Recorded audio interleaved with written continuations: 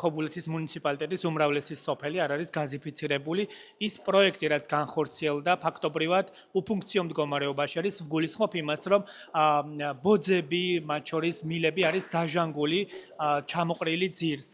ამ მიმართულებით რა გაგვთ სათქმელი, იმიტომ რომ წინა არჩევნებზე დებდით პირობას ქობულეთის მუნიციპალიტეტის სრულ გაზიფიცირებაზე.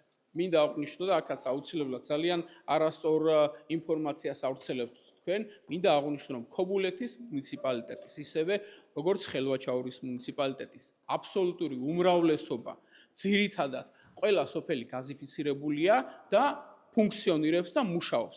არის რამოდენიმე ლოკაცია, რომელიც დაერთებაც იქაც ინფრასტრუქტურა მოწყობილია, გამართულია, დაერთიანება უნდა უზრუნველყოს შესაბამის კომპანიამ და ამას როგორც ადგილობრივი, ანუ ჩვენ ნაწილში აგრეთვე ცენტრალური ეკონომიკის სამინისტროდან ჩართული არიან და ძალიან მალე იმ რამოდენიმე ლოკაციაზე, რაც არის სადაც გაზი უნდა მიეწოდოს, ძალიან მალე აღდგება გაზის მიწოდება. 10-ზე მეტ სოფელზე არის საუბარი ბატონ ჯაბა და თქვენ ეძახეთ ამას რამდენიმე ლოკაციას, მათ შორის საუბარი არის საკმაოდ მჭიდრო დასახლებულ და სადაც გაიყვანეთ ქსელი, ის არის უკვე კორორიზებული და დატეხილი არის თოვლის შედეგად. თქვენ გეუბნებით, რომ ქობულეთის მუნიციპალიტეტის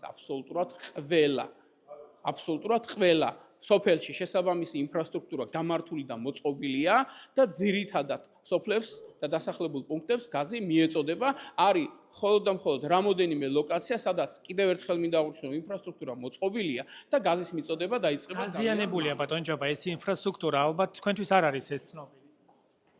გაზის მილები დატეხილი არის ბატონ ჯაბა.